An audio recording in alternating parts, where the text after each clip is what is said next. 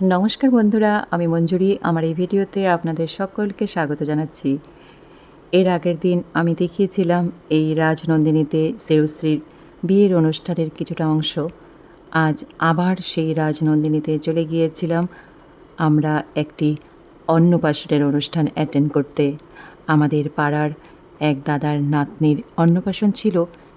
সেই অন্নপ্রাশনের অনুষ্ঠান রাজনন্দিনীতে করা হয়েছিল। আমরা একটু তাড়াতাড়ি গিয়েছিলাম, গিয়েই দেখি খুব সুন্দর করে সাজানো হয়েছে গেটটি। বেলুন আর ফুল দিয়ে খুব সুন্দর করে সাজিয়েছে।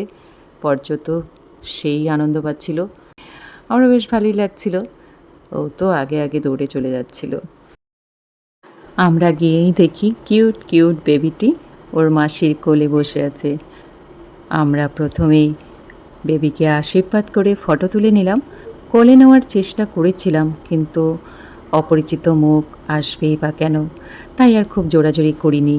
ওর মাসির সাথেই আমরা বেবির ফটো তুলে নিলাম। তারপর চলে এলাম এইদিকে স্টার্টারের দিকে। স্টার্টারে কী কী আছে একটু দেখে নিলাম। আমরা একটু তাড়াতাড়ি গিয়েছিলাম, 9টার দিকে গিয়েছিলাম। পাড়ার দাদার নাতনির অন্নপ্রাশন বলে কথা, একটু তাড়াতাড়ি না গেলে কেমন করে হয়। তাই একটু তাড়াতাড়ি গেলাম, ভাবলাম পাড়ার সবার সাথে দেখা হবে। কিন্তু আমরা যখন গিয়েছি তখনও সবাই আসেনি। স্টার্টার খেতে খেতে দেখছি সবাই আসতে শুরু করে দিয়েছে। আর এখন যেন পাড়াতেও সবার সাথে অনেক দিন পরপর দেখা হয়।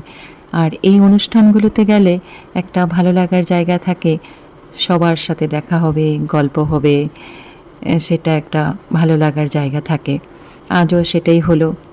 সবার সাথে অনেকক্ষণ ধরে গল্প হলো, অনেক দিন না দেখা কারোর সাথে দেখা হলো। পাড়াতেই রয়েছি, কিন্তু অনেক দিন হয়ে যাচ্ছে, দেখাই হয়তো হচ্ছে না। তারপর আমরা টুকটুক করে খেতে চলে গেলাম। খাওয়া দাওয়ার মেনুতে ছিল অনেক কিছু। সব কিছু খাওয়া দাওয়ার পর আবার আমরা হল ঘরে চলে আসলাম। এসে দেখছি এখানে কেক কাটার আয়োজন চলছে, কেক কাটবে আর কি।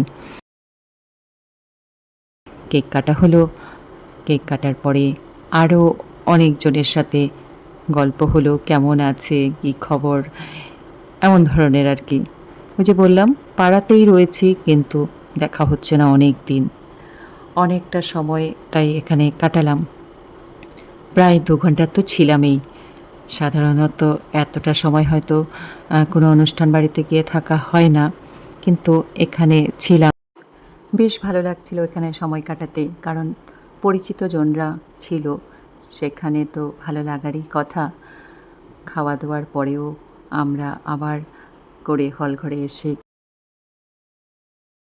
সেখানে মিষ্টি পান তো খেতেই হবে।